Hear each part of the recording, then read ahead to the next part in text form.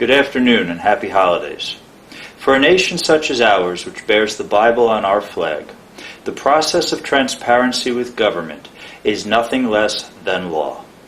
We are a spiritual nation, and our people deserve to know the truth. We can all agree, and we do all agree, that the merit of a government honest with the global community is representative of how it treats its citizens. Our human rights are tested every day. This is nothing new. I am greatly concerned for the good people of the Dominican Republic. I am concerned for the poor and the elderly. I am concerned for the single mothers and the homeless children. I am concerned for those living with HIV who are without medical care. I am concerned about the effect this seemingly endless corruption is having on our national ambition. And I am deeply disturbed to see that the Dominican poor are in massive numbers denied the basic human right to an identification card. This has to stop now, right now. Recently, the Dominican government reported to the United Nations that approximately 49,000 Haitians, just 49,000, have legally migrated to the Dominican Republic. Next to me is solid proof that this is a farce. Inside these binders is the official government list provided to me by law enforcement and the military of the total Haitian migrants issued Dominican cedulas.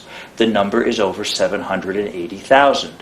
These are just those who have arrived in this country under the supervision of the current administration, the same administration that puts the public number at 49,000. This is a violation of every accord and every treaty we hold with the international community. If you take a look at this red book, this is very important.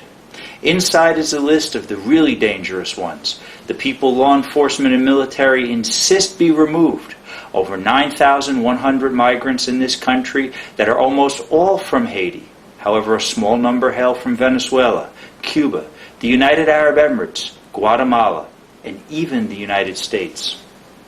These people are an immediate threat to our citizens, and the next president of this country must sign the order to arrest them and process them for removal hearings at 12:01 a.m. on the first day. Our security experts know who and where they are and have full legal cause to detain them and investigate if they still qualify for status. These are the people who've committed brutal crimes against good people, like Cielo Garcia, trafficked guns and drugs into our communities, and prepared others in their network for coordinated attacks against us, including a recent attempt thwarted by the Dominican military to overthrow President Medina. Corruption keeps this destructive and pointless behavior going. It is the debasement of our dignity as human beings. This unacceptable practice of making everything, even citizenship and our people, like items for sale on a supermarket shelf has to stop. We must restore our dignity right now. The effects of underreporting migration have had a stark and instant effect on the nation. In the past 5 years, our bonds have fallen in rating to a triple-B status. The Dominican government continues in ignorance to tell the world fantasies such as our population is only 8 million, illegal migrants being under 2 million, and that the economy is growing. This is a mess. It's time we cleaned up our house. Fortune 500 corporations and the United States government no longer believe one word that comes from the Santo Domingo political diaspora. They are afraid we are becoming the next Venezuela, and that concerns me too. It's a reality I lose sleep over. These matters are so disturbing to me that I've dedicated my life to serving you, the good people of this nation who are innocent and love God. You are my people. I could have lived a comfortable life in New York and chosen to fade into obscurity and ignore this calling, but that would be both unchristian and just plain wrong. The government may have left our people like children in a dark room, reaching for a light switch, but I will always be with and never abandon you, because I love you. In my heart are the men and women who wake up and thank God for the day. These are the people who make this country great. The good-natured and God-fearing of faith who put family and their fellow countrymen first. In professional wrestling, we learn to trust our opponents with our lives in their hands. I trust you, the Dominican people, with my life in your hands. I hope that trust is reciprocal. I cannot promise to resolve every situation we face, and no one man can do that job. What I can promise you is I will never lie to you. I will be transparent in everything I do and never take a bribe, not even 1 centavo. I will always put Dominicans first. Removing these violent and dangerous invaders from the country is of the greatest national urgency. So is building a wall. This is a basic measure of any nation to defend itself, and many of these people paid as little as 300 pesos to cross the border to those charged with protecting it. This is because we have the lowest paid police in the Caribbean. Their families need to eat too. It is essential we pay them salaries they can live off of, and it is time we issued every man and woman in our armed forces and police the dignity of the right to vote. As many of you know, I rarely give endorsements. Recently, I informed the people in the political diaspora that I would endorse a judge who will make great changes in our society, a man with the vision and experience to redact our Constitution in a manner that makes it once again the rightful protector of our people, and not what the politicians have made it into today, a conflicting and moot blank check to enhance private business interests. Castillo Pantaleon is a brave Dominican patriot and a former investigative judge who has expressed to me his deep understanding of and respect for constitutional rights. He is fully capable of writing the laws necessary to restore dignity to those disenfranchised. His witness to and active participation in history, as well as his outlined agenda known to me, has earned him my respect. I want all Dominicans to support this man in his judicial aspirations. He is the perfect person to manage these important challenges and will bring great changes to this nation that benefit us all.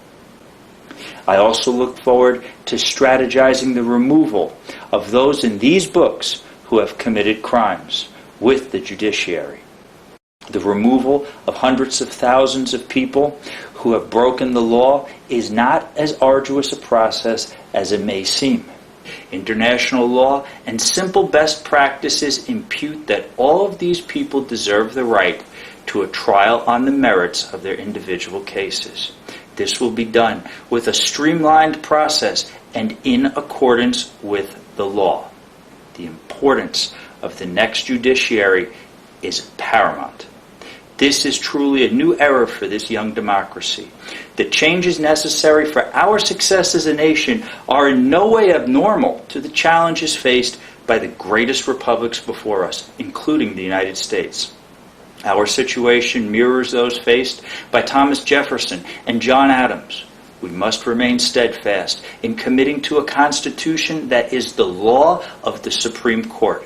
Constitutions are not living, breathing documents that continue to grow government to unmanageable levels. They are designed to limit the size and power of government.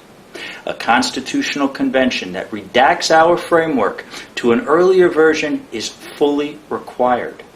It is also an event that requires a public vote if it shall retain dignity. I believe it is fair and logical to settle the questions surrounding these persons of interest before putting such an event to vote. Many have come to me seeking endorsements for presidential candidates, and even presented lists of who they will name as cabinet members and plans for what they intend to do. I've reviewed their requests diligently, and even traveled to visit them and discuss their motives and agendas. I will not endorse any of them. They are all crooks and liars, and all claim in private that they need 25 years to solve the problems facing the nation. This translates into dictatorship, and not one presidential candidate has offered to sign my agreement of a term limits contract to ensure democracy. Not One, this is tyranny. The candidates as they are now are completely devoid of the ability, experience, or morality to assume this very special office of leadership. Some have even made claims to their constituents that they are holding regular, direct conversations with President Donald J. Trump about the future of the Dominican people, and that they are involved in the day-to-day affairs of the U.S. Embassy in Santo Domingo. These are pure lies and also legitimate crimes. Some are not even qualified to be on a party ticket. Recently, presidential candidates have asked the hard-working people of both the Dominican Republic and the United States to support their agendas that are based on the aforementioned fraud. I am very crossed by the notion that those claiming to represent the poor and working classes would ask those very same disadvantaged people for money.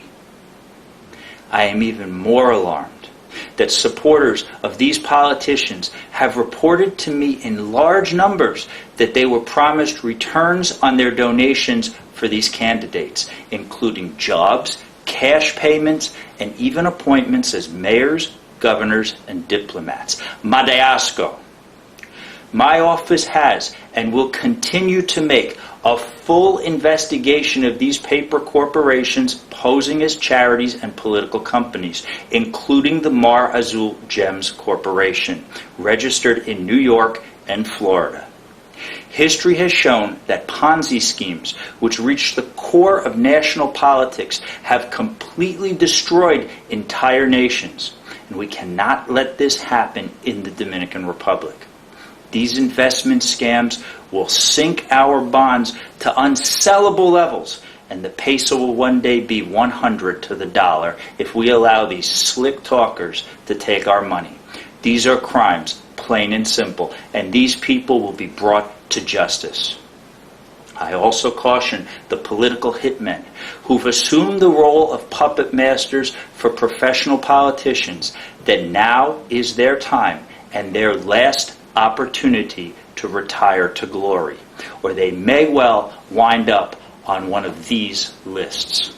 I will continue over the coming months to discuss the great potential of a readied, willing, and able Dominican workforce with the leaders of the world's greatest private corporations. An integral part of the success we will have via this sweeping national change will be a restructured philanthropic and educational leap to the future, one that is long overdue. This is Christmas, and the most important part of this holiday is that we remember the neediest. This is the spirit of Jesus Christ our Lord, to care for and remunerate God's love in the world. This holiday I am honored to represent with church leaders our bravest citizens, the children in this nation who are afflicted with HIV. Their courage is our strength, and I ask that we all do our part, starting right now, to find solutions for the HIV pandemic in Hispaniola. Charity is independent of partisan ideas, and my door is always open for all of those who wish to help in this important mission.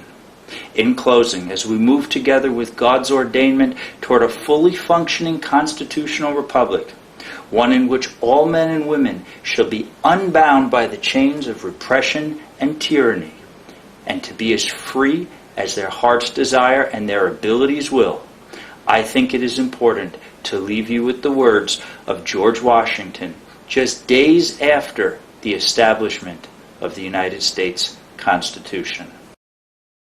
I do recommend to be devoted to the people of these states, to the service of that great and glorious being who is the beneficent author of all the good that is, that was, or that will be, that we may unite in rendering unto him our sincere and humble thanks for his kind care and protection of the people of this country.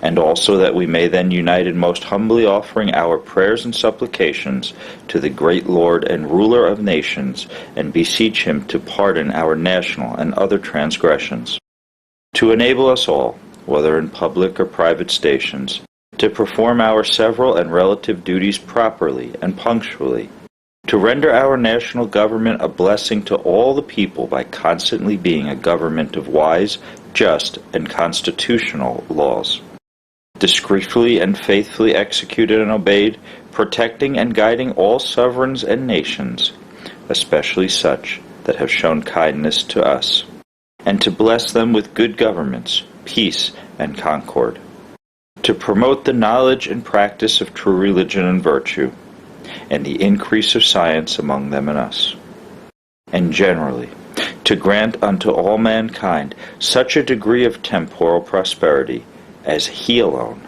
knows to be best. Amen. Merry Christmas, Happy New Year, and God bless you.